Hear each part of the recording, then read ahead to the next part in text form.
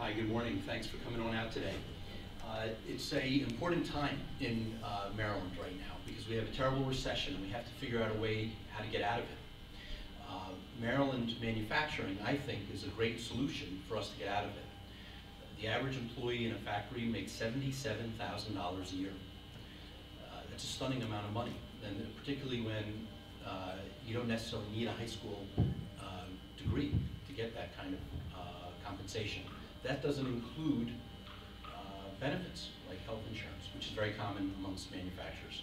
So I think our state has to change its tune and really focus on manufacturing as a key component on how we get out of this recession and how we create jobs.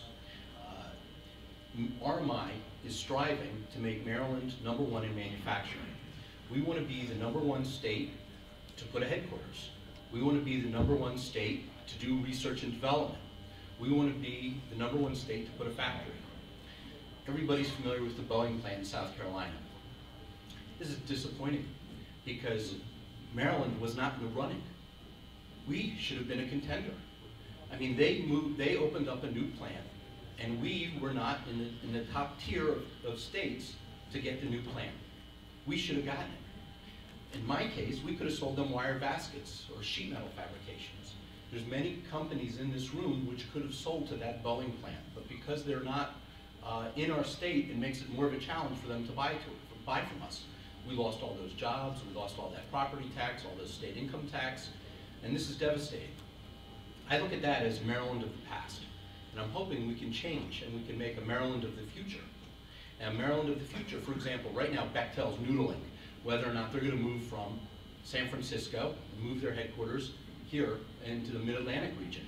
I don't want them to go to Virginia. I want them to come here. I'm a Maryland bigot. I acknowledge that.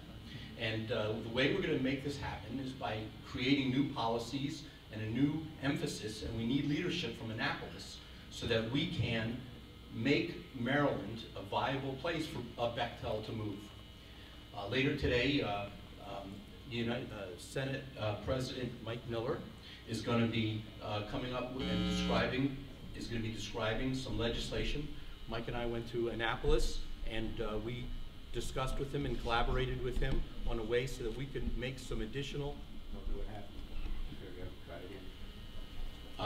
In about a month ago, Mike, our president of RMI, went to Annapolis and met with Mike Miller, and we collaborated with him on some ideas. So we're not like Boeing of the past, but instead we're like a friendly environment so that we can grab a Bechtel, so they don't move to Virginia, they move here, and we get those jobs here.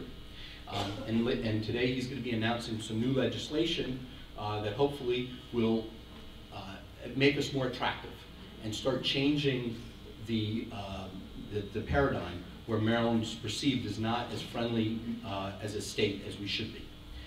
We need those jobs. We need to get out of this recession. And I think manufacturers are very adaptable, very nimble. The ones that have survived have done a tremendous job through this recession. And we have to, as a state, kind of change our tune so that we are more an obvious place for a factory to move to.